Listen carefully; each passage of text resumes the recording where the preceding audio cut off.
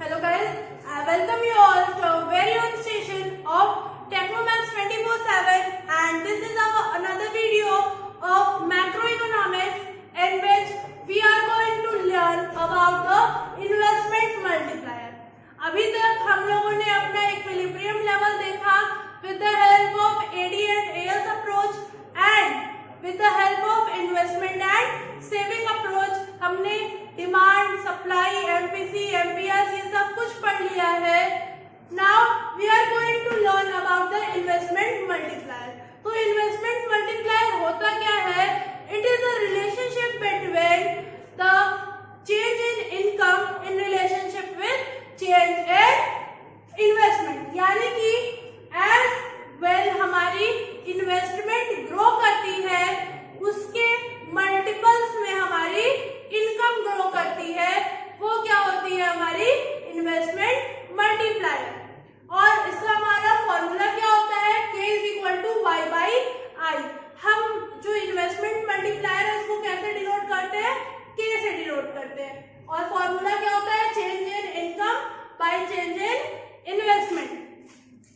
Suppose एक example लेते हैं कि अगर हमारी जो इनकम है वो 10 लाख है. इनकम जो हमारी है सपोज 1 लाख है. इनकम हमारी 1 लाख है और इसमें से हम 10,000 अमाउंट का इन्वेस्टमेंट करते हैं. 10,000 का हम इन्वेस्टमेंट करते हैं. इनकम हमारी है 1 लाख. ओके. और जब हमारी इनकम इंक्रीज होके 2 लाख हो जाती है, हमारी इनकम जो है इंक्रीज होके 2 लाख हो जाती है, तो हम इन्वेस्टमेंट कितने का करते हैं? 20,000 का. हम इन्वेस्टमेंट कितने का करते हैं? 20,000 का.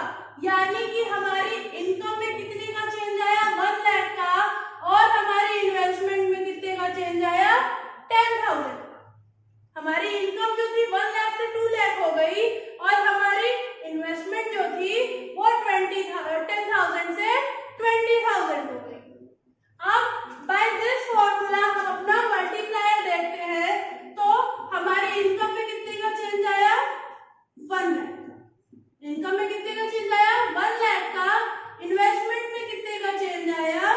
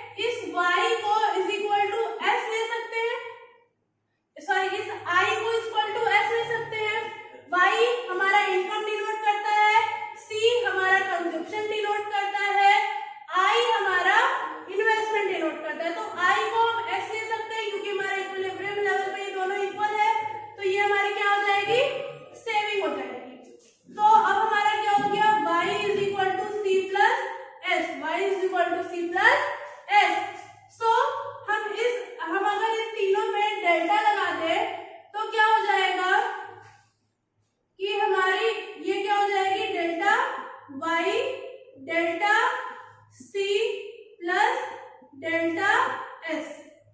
ये हो गया हमारा। नाउ अब क्या करते हैं, इन सबको डेल्टा y से हम डिवाइड कर देते हैं। इन सबको हम डेल्टा y से डिवाइड कर देते हैं। तो क्या हो जाएगा, delta y upon delta y, then delta C according upon delta y and plus delta S is equal to delta y। तो हम आगे क्या करेंगे, ये जो हमारा S है यानी सेविंग है, इसको हम I ले सकते हैं क्योंकि हमारा सेविंग और इन्वेस्टमेंट क्या है इस लेवल पे दोनों इक्वल है। तो अब हमारा delta y upon delta y क्या हो जाएगा, 1 हो जाएगा। Delta C upon delta y क्या हो जाएगा, MPC हो जाएगा। प्लस I अपॉन y कुछ नहीं होता, I अपॉन y हमारा कुछ नहीं होता। तो हम क्या करेंगे, ये हम देख सकते हैं कि मल्टीप्लायर का फॉर्मूला हमारा कितना होता है, y upon i। I upon y हमारा कुछ नहीं होता, बट मल्टीप्लायर का हमारा फॉर्मूला होता है y अपॉन i। तो हम क्या करेंगे, इसको क्या लिख सकते हैं, plus 1 upon k। 1 upon k क्यों लिखा, क्योंकि k क्या है, y अपॉन i है, बट हमारा यहाँ पे delta i upon delta y दिया हुआ है, इसलिए हम यहाँ पे 1 अपॉन k करते हैं। अब क्या करेंगे, जस्ट इसे स्प्लिट करते हैं। 1 upon k is equal to 1 minus MPC। तो k क्या हो जाएगा, k is equal to 1 upon 1 minus MPC। ये हमारा एक फॉर्मूला डिराइव हो गया, क्या, k is equal to 1 minus MPC। और इसी से हमें एक और फॉर्मूला मिल जाएगा, k is equal to 1 upon MPS। क्यों, क्योंकि हम ये जानते हैं कि 1 माइनस MPC हमारा क्या होता है, MPS होता है। तो k क्या हो जाएगा, is equal to 1 upon MPC। यानी कि हमारे पास 3 फॉर्मूले हो गए, k is equal to delta y upon delta i, then k is equal to 1 upon 1 minus MPC और k is equal to 1 upon MPS। ये हमारे पास हो गए 3 फॉर्मूले। अब हम नेक्स्ट अपना देखते हैं कि अगर हमें MPC दिया हो और उससे हमें मल्टीप्लाई फाइंड आउट करना हो बाय यूजिंग दिस फॉर्मूला, तो हम क्या करेंगे, सो लेट्स सी। तो हमारा जो MPS गिवन है, सॉरी MPC गिवन है कितना है, 0.85।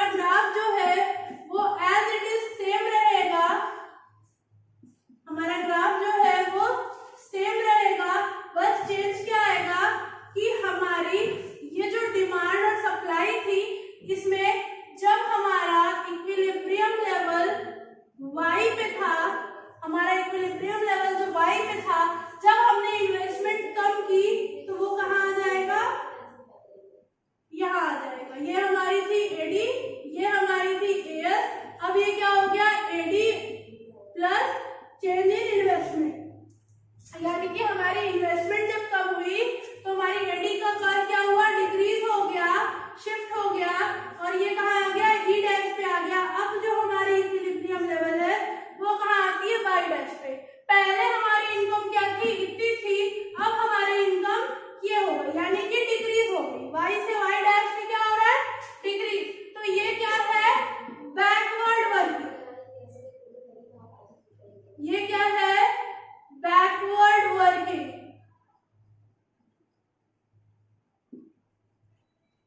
अभी हमने देखा था फॉरवर्ड वर्किंग, उसमें क्या हो रहा था, कर्व अपसाइड जा रहा था, हमारी इक्विलिब्रियम लेवल इंक्रीज कर रही थी और हमारी इनकम भी इंक्रीज कर रही थी। बट अब क्या हुआ, हमारी जो है डिमांड एडी वो डाउन हो गई और हमारा इक्विलिब्रियम लेवल जो शिफ्ट हुआ वो क्या हो गया, वाई डैश पे, यानी हमारी इनकम जो है वो कम हो गई। तो ये थी हमारी फॉरवर्ड और backward bending of investment multiplier या वर्किंग ऑफ इन्वेस्टमेंट मल्टीप्लायर। अब हम एक और पॉइंट देखेंगे इसमें, जो कि एक न्यूमेरिकल पार्ट है, जो हमारी एग्जाम्स में 4 नंबर का 5 नंबर का जरूर से आता है। So let's come on the question. So this is the question and now we have to find here investment. We have our investment multiplier, autonomous consumption, income and our economy is in equilibrium. So first of all हमारी income जो होती है इसको हम किससे denote करते हैं, y से डिनोट करते हैं। autonomous consumption को हम c बार से डिनोट करते हैं। इन्वेस्टमेंट हमारी i होती है, मल्टीप्लायर हमारा के ऑलरेडी गिवन है। तो हम करेंगे क्या, हमें i फाइंड आउट करना है। बट अब हम i कैसे निकालेंगे, तो सबसे पहले हम ये देखते हैं कि फर्स्ट पॉइंट हमारा दिया है कि हमारी इकोनॉमी जो है वो इक्विलिब्रियम में है, यानी कि हमारी जो आई है वो क्या है, is equal to S, investment is equal to saving. तो अब हमें फाइंड आउट करनी है सेविंग। तो हम आते हैं सेविंग फंक्शन पे। इसको हमने पढ़ा था कि सेविंग क्या होती है, माइनस सी बार यानी कि minus autonomous consumption plus MPS into Y into Y. तो अब हमारा क्या हो जाएगा, यहाँ पे S is equal to autonomous consumption हमें गिवन है 100, तो ये -100 हो जाएगा, प्लस MPS हमारे पास नहीं गिवन है, इनकम हमारी है 1000। अब हमें फाइंड आउट करना है MPS। तो MPS फाइंड आउट करने के लिए अब कोई सेविंग में जाएगा, कोई इन्वेस्टमेंट नहीं जाएगा। सबसे पहला हमें लेना है अपना मल्टीप्लायर। हमने मल्टीप्लायर का भी फॉर्मूला देखा था, k is equal to 1 upon MPS। k is equal to 1 upon MPS। हमारे पास मल्टीप्लायर गिवन है कितनी, 5। क्या हो जाएगी, 5 इक्वल टू 1 अपॉन MPS। अगर हम MPS को यहाँ शिफ्ट कर दें तो ये हमारा कितना हो जाएगा, 1 अपॉन 5, यानी कि MPS हमारी कितनी फाइंड आउट हो गई, 0.20। MPS कितनी हो गई, 0.20। बहुत इजीली हमें MPS मिल गया। अब हम क्या करेंगे, इसको जस्ट फॉर्मूले में रख देंगे, -100 प्लस 0.20 इंटू 1000। सो अगर हम यहाँ से पॉइंट हटाते हैं तो ये हमारा क्या हो जाएगा, -100 प्लस 20 अपॉन 100 इंटू 1000। सो अब ये क्या हो गया, 20 इंटू 10 यानी 200। सो -100 प्लस 200, सो कितना हो जाएगा हमारा, ये हो गई हमारी 100, यानी हमारी इन्वेस्टमेंट कितनी हो गई, 100। इन्वेस्टमेंट हमारी कितनी हो गई, I is equal to 100। Okay, so अगर हम फॉर्मूले को माइंड में रख के सॉल्व करते हैं तो हमारे लिए कोई भी इक्वेशन बहुत टफ नहीं है। So always derive the formulas and always learn the formulas correctly. So in this video we have seen 3 formulas. K is equal to delta y upon delta I, यानी कि change in income upon change in investment. K is equal to 1